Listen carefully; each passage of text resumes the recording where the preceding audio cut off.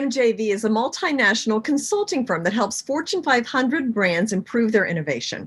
Their clients include Coca-Cola, Delta, BNP Paribas, Santander, Panasonic, and more. And they have a team of 800 people that work across the Americas and Europe. And with me is the CEO, Mauricio Vianna, to talk about, in particular, how these brands have been able to keep innovating while so many of us are working from home, and you don't have that kind of in-person energy that you work off people. So I'm very interested to hear this, Mauricio. I mean, what can you tell me about some creative solutions these companies have been doing?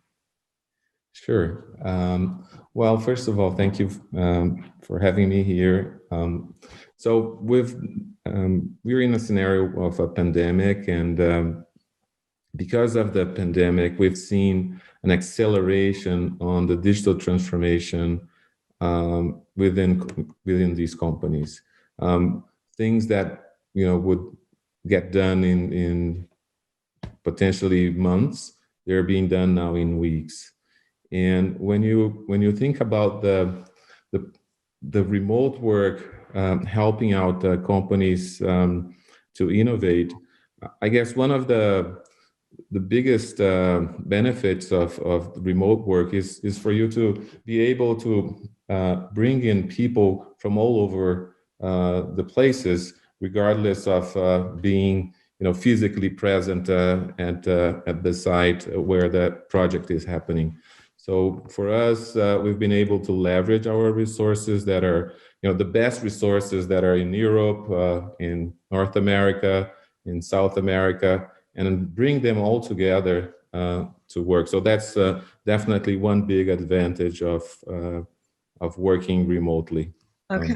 No, that's an interesting thing I hadn't thought of. So even though you don't have that in-person, everybody around a table innovating, you are able to bring in ideas from all different cultures that would be difficult logistically to do otherwise. Exactly. And a lot of the work that we do is collaborative. And the more we have, diversity in our projects, the better. Many of our projects, I mean, we are leaders in design thinking methodology, which is we were early birds in like 12 years ago. Actually, very few were talking about design thinking, and MJV is one of the pioneers. So this really requires, when working with design thinking, that you have a multidisciplinary team collaborating. And what's interesting was the transition that we did, with remote work, from physical projects, collaborating, prototyping, and now everything is remote. And we've been able to successfully transition into the remote with remote work, and so that's really positive, I'd say. The other thing I wanted to mention about innovation with remote work is that also because of the pandemic, we saw a lot of interest in futures design, in companies really wanting to do what we call anticipatory innovation. So really looking towards the future and bringing to today what they need to do in order to anticipate changes. And also, when talking about working remotely, I think one aspect that is important is for us to have our cameras on, because when you're in a physical space, you see the emotions, you see how people react, how they collaborate, and of course, you lose a little bit of this while working remotely. So cameras on is definitely something that is within our culture at MJV. Yeah, well, and it keeps you more engaged, I think, if you're in a meeting. It's very tempting to, if you don't have the camera on, be on the phone or get up and go make a sandwich or something like that. So now, what have you found the results to be? Have you found them to be different, better, not as good as in person? I mean, how would you categorize that? Well, for us, the results have been great. In the beginning, definitely in the beginning of the pandemic, remote work has been there for more than 20 years now, in the 1980s. but definitely the pandemic accelerated the need for remote work and social distancing. So in the beginning, it was a little bit challenging for us to adapt to remote work, but right now I would say that results are even better. The teams are very focused on generating results, and also we've been able to create immersive environments. MJV, as you know, MJV Technology and Innovation, we combine design thinking and technology. So we are very well positioned to create digital solutions. So what we did was to really create immersive environments where we could bring our team and also our customers into these environments and collaborate within those environments and really have the sense of interaction and understanding what was happening there. So, for instance, we created for one of our projects, we created like a virtual 7-Eleven, where we took customers in a virtual reality, let's say, visit, and would ask questions to these customers and interact with them and learn what they're doing. Because innovation has to do a lot with understanding, you know, what your consumer, what your customer need before actually designing anything. So by being remote and by being digital, we were able to still gather this information from our consumers. Well, that's interesting, because when we think of remote work, we think of Zoom, you know, or emails at home, but you actually brought virtual reality in. So there are other tools besides just the ones that are commonly used. So are there any others that you're using besides VR? Exactly. Well, I mean, we use the video, of course, the traditional video conferencing and collaborating tools. We also use a lot of there are digital tools to create what we call like white spaces, whiteboards, where you can bring digital sticky notes. And also we work a lot with interactive digital polls. So you can anonymously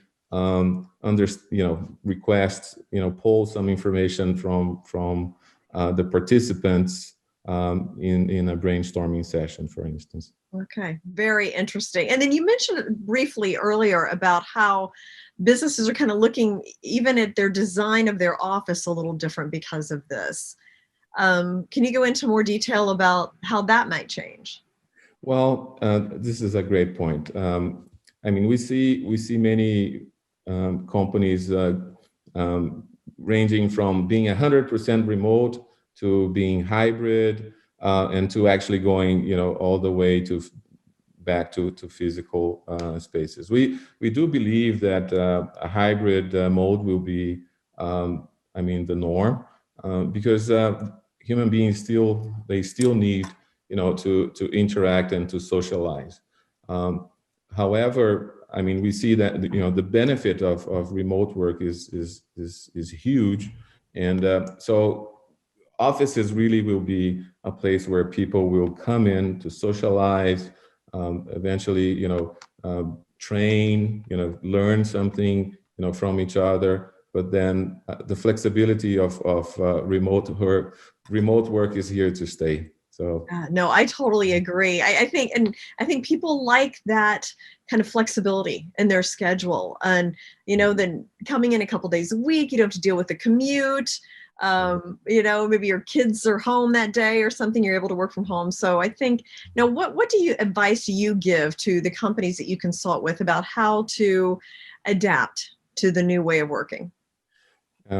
Well, my suggestion, first of all, is we have to take care of our employees, because even though remote work is very comfortable, it's very flexible, there is a challenging piece where some of our employees may feel lonely, may not necessarily interact with each other. So at MJV, we created a well-being program, which we named like the happiness habitat, like the happiness habitat, where we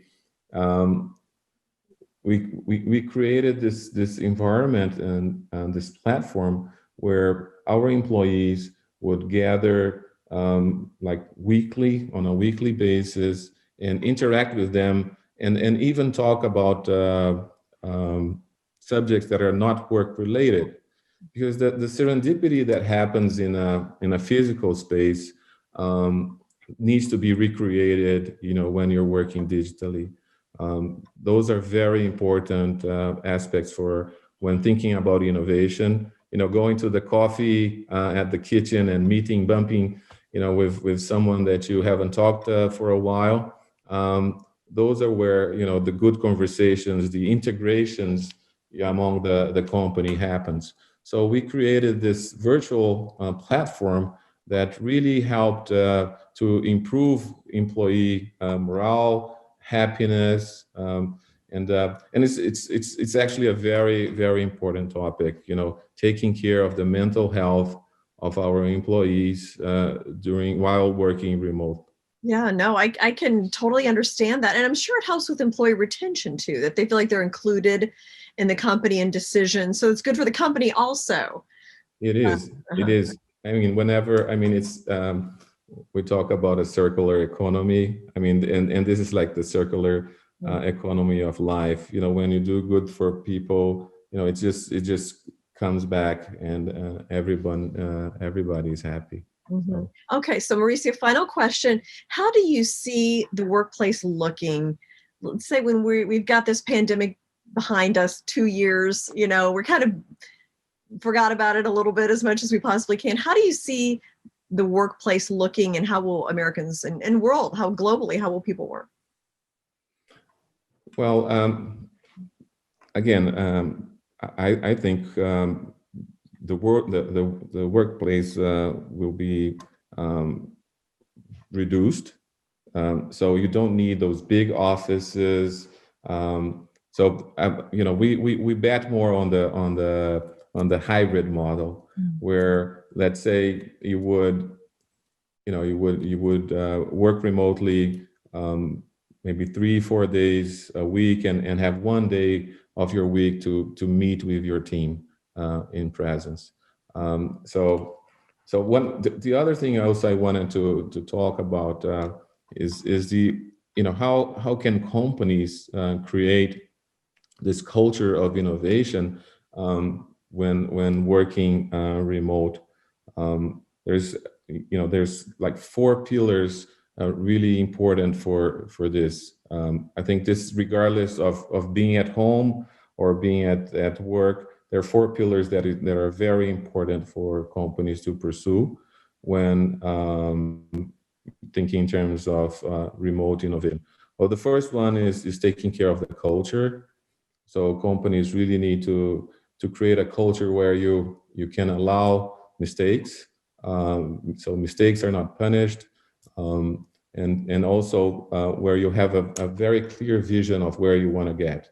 So we definitely work with our clients in terms of understanding and generating a clear vision for their employees and engaging their employees towards an innovation culture. The second are tools. What are the tools that you can use in order to innovate remotely? And I've spoken about those tools here, about white digital boards, sticky Post-its, digital ones, crowdsourcing platforms, poll platforms. Those are very interesting tools. Also, not only tools, digital tools, but also methodologies. Design thinking is a very important methodology that's human-centered, so uses the way the insights of your consumers, of your customers, to generate insights for new ideas. And then you need to prototype them. So the third pillar, the first one is culture, the second is tools, the third one is prototyping, being able to prototype the ideas. And then the last one are metrics and governance. So for a successful remote innovation project, you need to address those 4 pillars. Okay, makes sense. And fascinating discussion. How Mauricio, we have found ourselves in this, area of remote work and how it's really changing the way we're going to work and live, I think, for a couple of generations. So very interesting. Thank you for sharing your expertise with us today. Okay, thank you, Jane. Thank you for having me here. Thank you.